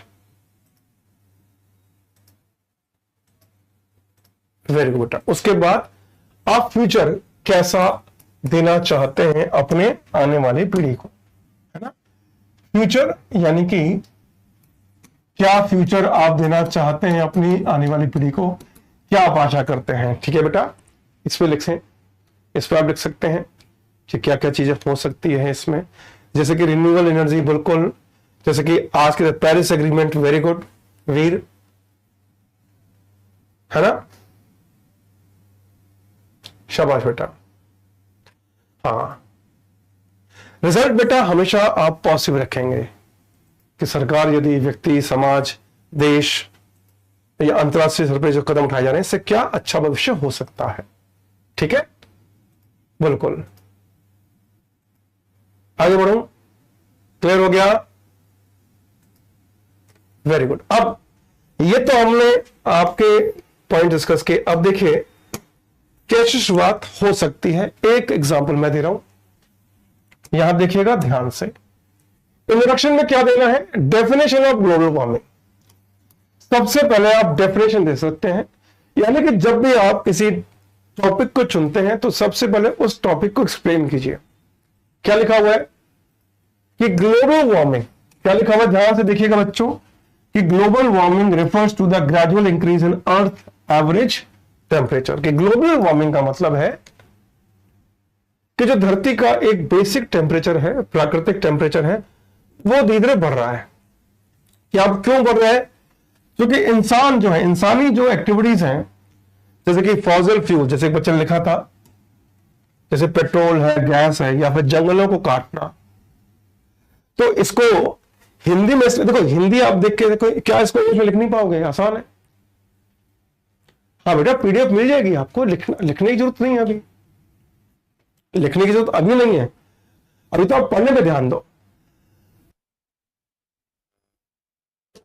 नहीं बेटा मत कीजिएगा डायग्राम का यूज, ठीक है? ये बहुत अच्छा सवाल था कि डायग्राम का यूज करे ना करे, बिल्कुल मत करो बेटा इंग्लिश में। हाँ बायोलॉजी का होता है ऐसे, तो बात अलग थी। शाबाश बेटा, वेरी गुड। आगे बढ़े, नेक्स्ट। तो डेफिनेशन, ये क्या, ये डेफिनेशन क्लियर है? जल्दी से बताइए, शाबाश। क्या ये डेफिनेशन क्लियर है? क्या हम आगे बढ़े? हाँ, इसको एक्सप्लेन कर सकते हैं आप जितना चाहें, मगर आपको सलाह दूंगा कि लेंदी सेंटेंसेस मत लिखिएगा। जितने छोटे सेंटेंस लिखोगे उतना ही ग्रामेटिकल मिस्टेक कम होगी। ठीक है बेटा, आगे बढ़ते हैं, चलिए। हाँ बेटा, अगला क्वेश्चन, अगला पॉइंट है अनइक्वल इंपैक्ट, यानी कि असमान प्रभाव।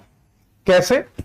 The effect of global warming are felt unevenly across the world, with poorer nations bearing the brunt। यानी कि ये ग्लोबल वार्मिंग का प्रभाव दुनिया भर के असमान रूप से महसूस किया जा रहा है, जिसका खामियाजा गरीब देशों को भुगतना पड़ रहा है। कैसे? जो गरीब देश हैं, जैसे बांग्लादेश गरीब देश है, पाकिस्तान एक गरीब देश है, तो जो गरीब देश है वहां पर क्या होता है, वहां लोगों के पास संसाधन नहीं है, सरकार के पास संसाधन नहीं है, तो वो उसका हल नहीं कर पाते। लेकिन जो धनी देश है, विकसित देश है, वहां पर अच्छी मेडिकल सुविधा है, या फिर वहां पर अच्छी टेक्नोलॉजी है, जिससे वो उससे सुरक्षित रहने के लिए इंतजाम कर सकते हैं। वैसे आपके ख्याल से क्या क्या कदम उठाने जाने चाहिए ग्लोबल वार्मिंग को से बचने के लिए? जरा बताइए, क्या क्या कदम उठाने चाहिए, जरा बताइए। यस गाइस, जल्दी से बताइए, जल्दी से बताओ बेटा, क्या क्या कदम उठाए जा सकते हैं, जरा बताएं, देखें जरा। नहीं बेटा, हिंदी में नहीं लिखना है, इंग्लिश में ही लिखना है बेटा। हाँ जरा बताइए, क्या क्या कदम उठाए जा सकते हैं, देखें जरा। बच्चा क्या क्या कदम उठाने को तैयार है, जरा देखें आप लोग अपनी धरती को बचाने के लिए क्या क्या किस हद तक सोच सकते हैं, वो सोचिए जरा। देखो कितनी बड़ी जिम्मेदारी दी है मैंने आपको इस धरती को बचाने के लिए। यदि आपको कहा जाए, यदि यूएनओ आपसे कहे कि भाई बताइए क्या करें, आप बताओ क्या क्या बताओ, कितनी बड़ी जिम्मेदारी आपको दी। पेड़ लगाएं, वेरी गुड। रिन्यूएबल एनर्जी का यूज करें, जैसे बिजली, जैसे पानी, जैसे हवा, बिल्कुल। बारिश आ गई है, क्लास नहीं चल रहा है, बबीता जी कह रही हैं।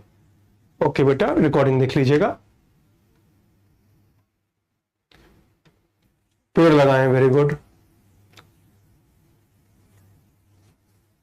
इको फ्रेंडली काम, ओके। प्लास्टिक को बैन कीजिए, कितना अच्छा पॉइंट है, वेरी गुड बेटा। पेनल्टी लगनी चाहिए, बिल्कुल सही कहा जितेंद्र। मैं तो ये मानता हूं कि किसी को रोड पर थूकते हुए देख लो या किसी को कचरा फेंकते हुए देख लो, केवल 5 लाख का उसे पेनल्टी रख दो।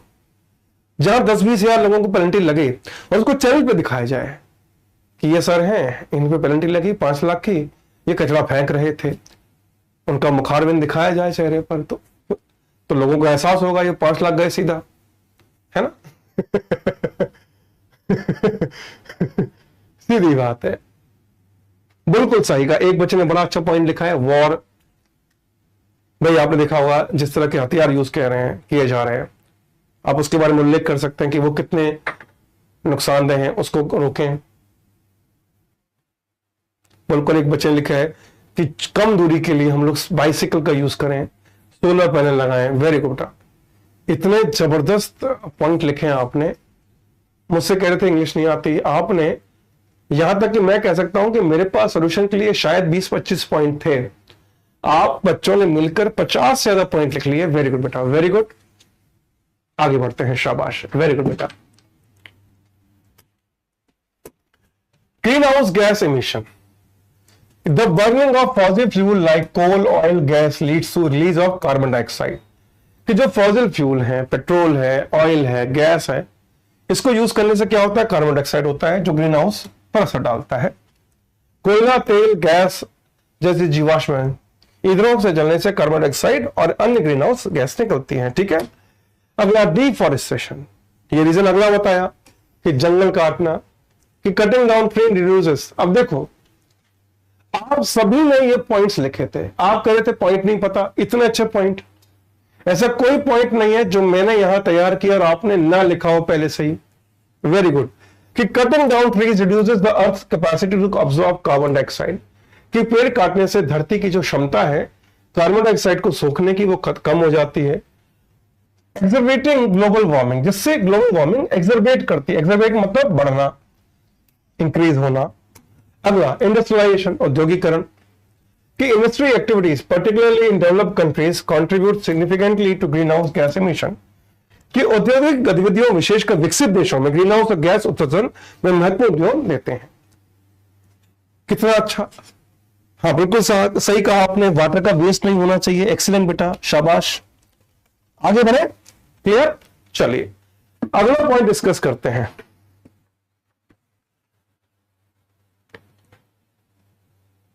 क्या मैं आगे बढ़ जाऊं बेटा, क्या यहां तक क्लियर है? हाँ बेटा, काना बेटा पीडीएफ आज ही मिल जाएगी, पीडीएफ आज ही मिल जाएगी आपको, शाबाश। आगे बढ़ते हैं, नेक्स्ट अगला क्या है, unequal effect of global warming. ये तो हम कर चुके हैं कि वनरेबिलिटी ऑफ डेवलपिंग नेशन, जो विकासशील देश हैं वो ज्यादा कमजोर हैं, उन पर ज्यादा दुष्प्रभाव पड़ेगा, किसका, ग्लोबल वार्मिंग का। Developing countries are more vulnerable to effect of global warming such as extreme weather event and rising sea level. कि जो ग्लोबल वार्मिंग है उसका जो विकासशील या गरीब देश हैं उन पर ज्यादा प्रभाव पड़ेगा। कैसे? एक्सट्रीम वेदर का उन पर प्रभाव पड़ेगा, उनके पास सुरक्षा के इंतजाम नहीं है ना, समुद्र का लेवल बढ़ेगा, है ना। तो इसको आप इंग्लिश में लिखें आसानी से, छोटे छोटे शब्दों में। अगला पॉइंट क्या है, इकोनॉमिक डिस्पैरिटीज, आर्थिक असमानताएं, कि poor nation lack the resource of mitigate the impact of global warming, जो गरीब देश है उनके पास ग्लोबल वार्मिंग के प्रभावों को कम करने के संसाधनों का अभाव है। मिटिगेट का मतलब क्या है? कम करना, प्रभाव, impact, leading the greater suffering, जिसकी वजह से उन्हें ज्यादा पीड़ा या ज्यादा समस्याओं का सामना करना पड़ेगा। शाबाश बेटा। क्या मैं आगे बढ़ूं? बिल्कुल सही कहा सुनामी, आगे बढ़ जाए बेटा। क्या हम आगे बढ़े? बिल्कुल सही पॉइंट है जितेंद्र, रिलोकेशन ऑफ पॉपुलेशन बिल्कुल सही है। क्या मैं आगे बढ़ जाऊं बच्चे? हाँ बेटा, कॉपी में पक्का लिखना है, कॉपी में लिख लीजिएगा, नोटबुक में लिखिएगा, ठीक है। चलिए आगे बढ़े। क्या ये क्लियर है? शाबाश, वेरी गुड। अब देखिए हेल्थ रिस्क यानी कि स्वास्थ्य के जोखिम क्या क्या है। The health impact of global warming such as spread of disease, कि ग्लोबल वार्मिंग से स्वास्थ्य प्रभाव पड़ता है, जैसे बीमारियों का फैलना, spread of disease. Disproportionately affect the poor, कि ये गरीबों को असमान रूप से प्रभावित करता है, यानी कि अमीर व्यक्ति यदि बीमार पड़ जाए तो उसको बचना आसान है, उसके पास कई संसाधन है, लेकिन ग्लोबल वार्मिंग से जो गरीब तबका है वो जो भी बीमारी होगी उसका इलाज नहीं करा सकता। कितना सिंपल है। साजन बेटा लिख रहे हैं कि इस क्लास कितने बजे तक चलेगी? बेटा ये सवाल आप 151 बार लिखें, फिर ये क्लास अपने आप आपको आपके मोबाइल या लैपटॉप में आ जाएगा मानवीय शक्ति के द्वारा। अरे बेटा ये बता चुका हूं, क्लास चलेगी 4 बजे तक, मैंने शुरुआत में बताया था ना। राहुल कह रहे हैं छुट्टी कैसे करें? बेटा देखो लैपटॉप पे पढ़ रहे हो, बंद कर दो, हो गई छुट्टी। मोबाइल से पढ़ रहे हो तो बाल्टी भर के पानी में डाल दो, हो गई छुट्टी, है ना। चलिए आगे बढ़ते हैं। चलिए शाबाश बेटा, इतना अच्छा तरीका बताया। अगला रिस्पॉन्सिबिलिटी एंड अकाउंटेबिलिटी, जिम्मेदारी और जवाबदेही की। अब इसमें क्या बताया था मैंने? व्यक्ति विशेष की जिम्मेदारी, समाज की जिम्मेदारी, सरकार की जिम्मेदारी, ठीक है। कैसे? आगे बढ़ते हैं। इसको देखिए, developed nations are largest contributors of global warming, कि जो विकसित देश हैं वो सबसे ज्यादा योगदान दे रहे हैं ग्लोबल वार्मिंग पे, क्योंकि उनके पास जो बड़े बड़े उद्योग हैं उससे क्या होता है? उससे प्रदूषण फैलता है, तो सबसे ज्यादा वो लोग जिम्मेदार हैं। क्या मैं आगे बढ़ूं? क्या ये क्लियर हो गया?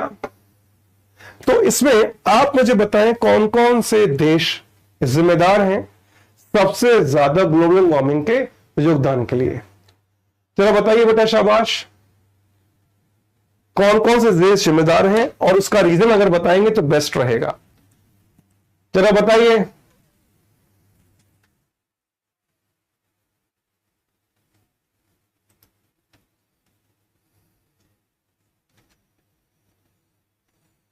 हाँ बेटा, केजी यूजर कह रहे 6 आवर की क्लास। हाँ आप कहोगे तो मैं पक्का 6 आवर की क्लास ले लूंगा, आप पढ़ सकते हो तो पक्का। ब्रिटेन है इंडस्ट्रियल रेवोल्यूशन की वजह से, ओके। अमेरिका, यूरोप है, शाबाश। चाइना है, ओके वेरी गुड। चाइना किस वजह से है जरा बताइए। तो आप देश के नाम और उसमें क्या वजह है, जैसे कि डंप किया जाते हैं। आपको पता होगा कि पहले जो पानी के जहाज है ना कबाड़ में चले जाते थे, इंडिया में साउथ में एक जगह, वहां पर उनको है ना डिसमेंटल किया जाता था, जिससे पोल्यूशन बहुत होता था। तो इस तरह की जानकारी यहां आपको होनी चाहिए, है ना बेटा। आगे बढ़ जाऊं? शाबाश, वेरी गुड बेटा, वेरी गुड। हाँ बिल्कुल। तो आप लिखें किस देश में क्या वजह है पोल्यूशन की, वो लिख सकते हैं, ठीक है बेटा। चलिए आगे बढ़े। शाबाश। या तुम लोग कहते हो आता नहीं है, इतना आंसर तो आ रहा है, इतने बच्चे लिख पा रहे हैं। शाबाश बेटा, शाबाश। आगे बढ़ो। हाँ बेटा, बिल्कुल सही जवाब है। भाई आप तो सिविल सर्विस के स्टूडेंट हो, आपके पास अच्छी खासी नॉलेज होगी ज्योग्राफी की, हिस्ट्री की, इकोनॉमिक्स की, आप पूरा यूज कीजिए उसका, लिखिए, ठीक है बेटा। चलिए शाबाश। वर्षा कह रही है मेरी वीडियो स्लो मोशन में चल रही है। अच्छा बेटा,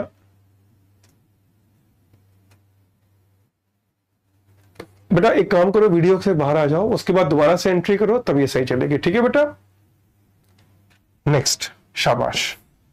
अगला पॉइंट क्या है, देखिए अगला है नीड फॉर ग्लोबल कॉपरेशन, की वैश्विक सहयोग की आवश्यकता। यानी कि पहले व्यक्ति विषय की जिम्मेदारी, उसके बाद समाज की, उसके बाद सरकार की, उसके बाद वैश्विक सहयोग की आवश्यकता। जैसे आप लिख सकते हैं कि यदि जैसे अमेरिका के पास कुछ विकसित टेक्नोलॉजी है जिससे पोल्यूशन पे ना रोकथाम हो सकती है, तो वो आप लिखिए। या फिर जैसे कि फ्रांस है, वो मेडिकल में, स्पेन है ना, फ्रांस है, वहां पर मेडिकल सुविधाएं ज्यादा अच्छी हैं, तो वो उन देशों, उन गरीब देशों को मेडिकल सुविधाएं, मेडिकल ट्रेनिंग दे सकता है, जिससे वो ग्लोबल वार्मिंग से जो ग्रसित लोग हैं बीमार, उनका इलाज किया जा सके। ठीक है बेटा। राजीव बेटा, अच्छा गाइस ये बताइए मुझे इंग्लिश और हिंदी में कितना कितना परसेंट देना है, बताइए, क्योंकि मैं आधी इंग्लिश आधी हिंदी बोल रहा हूं। परसेंटेज बताइए, कितना परसेंट मैं हिंदी बोलूं, कितना परसेंट मैं इंग्लिश बोलूं, क्योंकि मैं दोनों ही 100% कर सकता हूं। मैं शुद्ध हिंदी में भी बोल सकता हूं और शुद्ध अंग्रेजी में भी। कितना परसेंट चाहिए जरा बताइए। हाँ बेटा जरा बताओ मेरे मासूम बच्चों।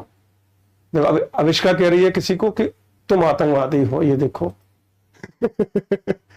50-50। ओके गाइस, चलिए तो आगे बढ़ते हैं। Let us go to the next point. ठीक है कि addressing global warming requires coordinated efforts from all nations, कि वैश्विक तापमान वृद्धि से निपटने के लिए सभी देशों की समन्वित प्रयासों की आवश्यकता है। मतलब कि मिलकर काम करें, with developed countries taking the lead in reducing emission, जिसमें विकसित देश उत्सर्जन कम करने की अग्रणी भूमिका निभा सके। तो देखो बेटा, जो बच्चे 50-50 लिख रहे हैं, बेटा ये बताओ, ये पॉइंट इंग्लिश में है, ये पॉइंट वही पॉइंट यहां पर हिंदी में है, तो 50-50 तो हो गया ना, 50-50 तो हो गया। हाँ, if you want me to use complete English, देखो बेटा जैसे एक बच्चे ने कहा है कि 100% इंग्लिश कर दीजिए। बेटा देखो, मेरा उद्देश्य यहां पर अपना ज्ञान दिखाना नहीं है, आपको ज्ञानी बनाना है। अब मैं पूरे 2 घंटे, अब मान लीजिए कल मैं पूरी क्लास में हिंदी बोलूं ही नहीं, मैं केवल इंग्लिश बोलूं, तो आप क्या कहोगे, सर अंग्रेजी तो बहुत मस्त बोल के गए, लेकिन समझ नहीं आया पढ़ाया क्या है। मानते हो ना बेटा। चलिए आगे बढ़ रहे हैं। शाबाश बेटा। अभिषेक बेटा ये नींद नहीं आ रही है, ये तुम्हारी किस्मत कह रही है तुमसे कि तुमसे ना होगा बेटा, तुम सो लो। ये नींद नहीं आ रही है, किस्मत तुमसे कह रही है बेटा चिंता मत करो किस्मत तुम्हारी कह रही है सो लो सो लो। चलिए आगे बढ़ते हैं। Next point, adaptation and mitigation strategies. यानी अडेप्टेशन क्या होता है, अनुकूलन, और मिटिगेशन क्या होता है, शमन रणनीतियां। अब ये कैसे, आइए समझते हैं। अच्छा बेटा समझ में आ रहा है, बच्चों को समझ में आ रहा है बेटा, क्लास कैसी लग रही है जल्दी से बताइए, समझ में आ रहा है कि नहीं। हाँ बेटा, क्या आपको समझ में आ रहा है? अगर आ रहा है तो लिख दीजिए एस लिख दीजिए बेटा, अगर समझ में आ रहा है तो। अब डिसाइड तो मैं ही कहूंगा बेटा।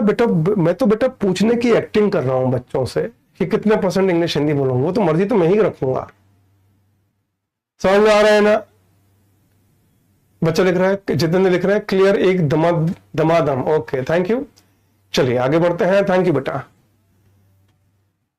चलो नेक्स्ट क्वेश्चन। शाबाश बेटा, वेरी गुड।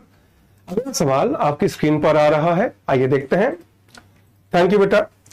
तो अगली चीज कि अडेप्टेशन कैसे, सस्टेनेबल डेवलपमेंट यानी सतत विकास। सतत मतलब क्या होता है, promoting sustainable practices in agriculture, energy and industry can help reduce the impact of global warming. यानी कि कृषि, पॉइंट देखिए, कृषि, ऊर्जा, उद्योग में टिकाऊ प्रथाओं को बढ़ावा देने से ग्लोबल वार्मिंग के प्रभाव को कम करने में मदद मिल सकती है। तो इसे कहने लगा प्रमोटिंग सस्टेनेबल प्रैक्टिस, कितना आसान है। क्या मैं आगे बढ़ूं, लिखना तो यही है ना बेटा। हाँ बेटा बिल्कुल लिख पाओगे आप लोग, क्या बात कर रहे हो बेटा। आगे बढ़ो बेटा, क्लियर हो गया?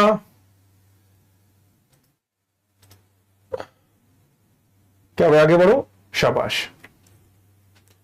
बेटा वीडियो रुक रहा है क्या किसी का? क्या वीडियो बफर कर रहा है किसी का? बच्चे बोल रहे हैं कैमरा हैंग हो गया है बेटा। क्या सुनना है प्रशांत बेटा? चलिए आगे बढ़ते हैं, शाबाश बेटा।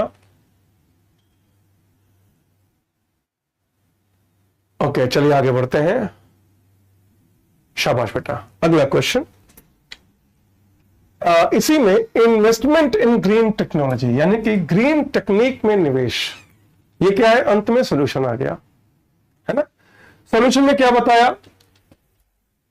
Investing in renewable energy sources. देखो आप लोगों ने यही पर बताया था कि हम इन्वेस्ट करें किसमें? रिन्यूएबल एनर्जी सोर्सेज में, जैसे कि सोलर है ना। सोलर होते हैं ना, सोलर पैनल लगाए जाते हैं, सो बिजली चलती है। विंड पावर, पवन चक्की जिसको बोलते हैं, है ना। Can reduce dependence on fossil fuel, कि सौर और पवन ऊर्जा जैसे नवीकरणीय ऊर्जा स्रोतों से निवेश करने से जीवाश्म ईंधन, फॉसिल फ्यूल है, इसकी निर्भरता कम की जा सकती है।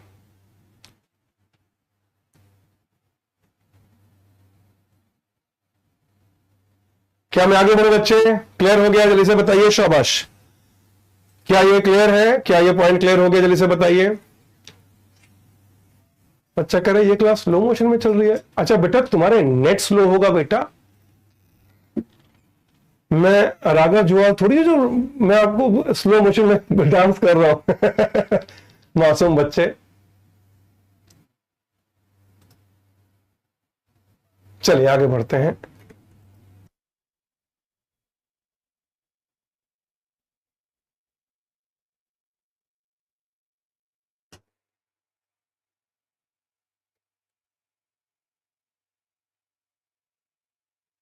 रुक रुक के चल रही है क्या? चलिए आगे बढ़े, चलिए आगे बढ़ते हैं।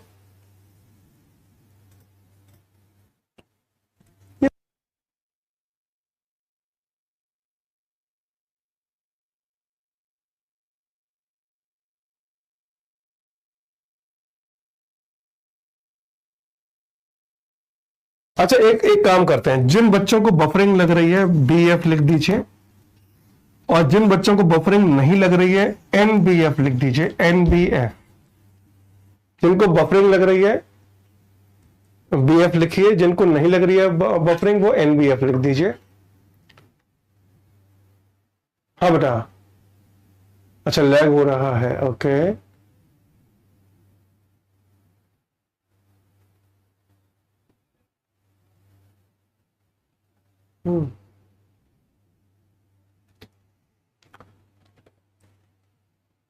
बफरिंग कर रही है। चलिए बताओ बेटा। आप होल्ड कीजिएगा बेटा, 10 सेकंड दीजिए। है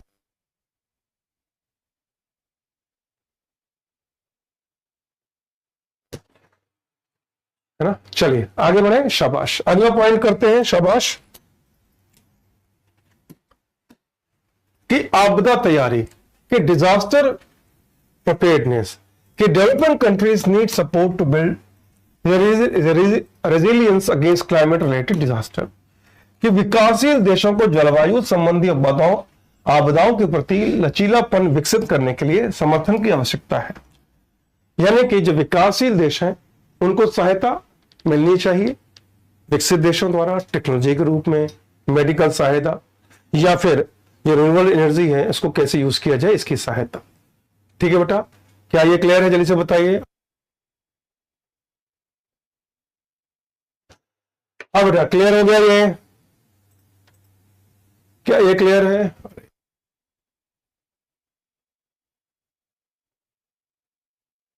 अच्छा आप थोड़े से अभी बेटा हमारे टेक्निकल एक्सपर्ट ठीक कर रहे हैं, आप चिंता ना करें।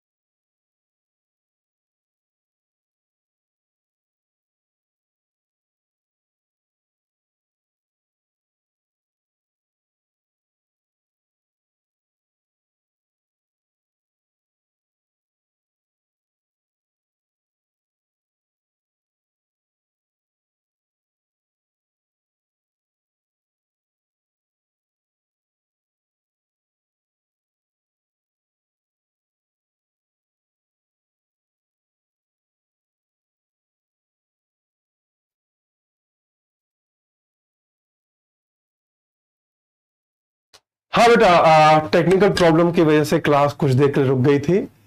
क्या आप लोग सभी मुझे देख और सुन पा रहे हैं? अगर देख और सुन पा रहे हैं तो लिख दीजिए एलसी, एलसी यानी लाउड एंड क्लियर। हाँ बेटा जी, आप मुझे देख और सुन पा रहे हैं तो जल्दी से विद्युत गति से एलसी लिख दीजिए, शाबाश। हाँ बेटा,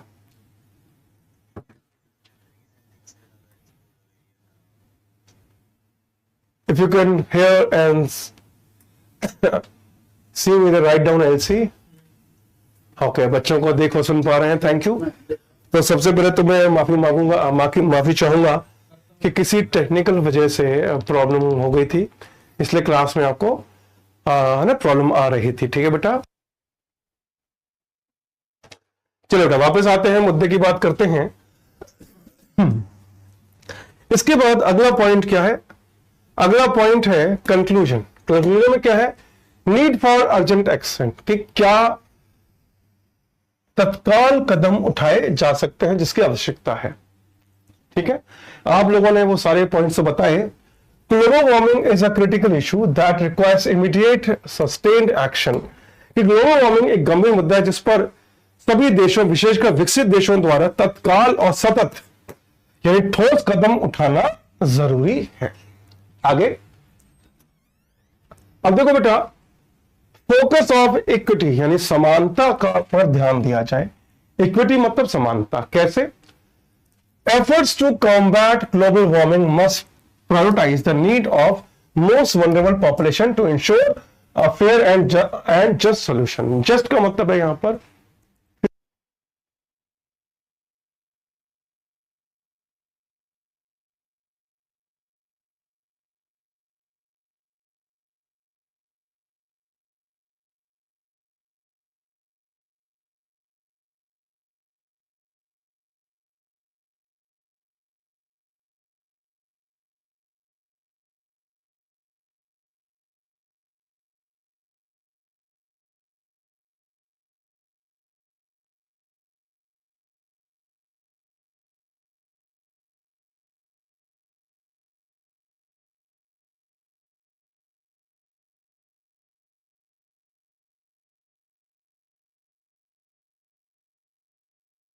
बेटा आप लोग 2 मिनट शांति बनाए रखें।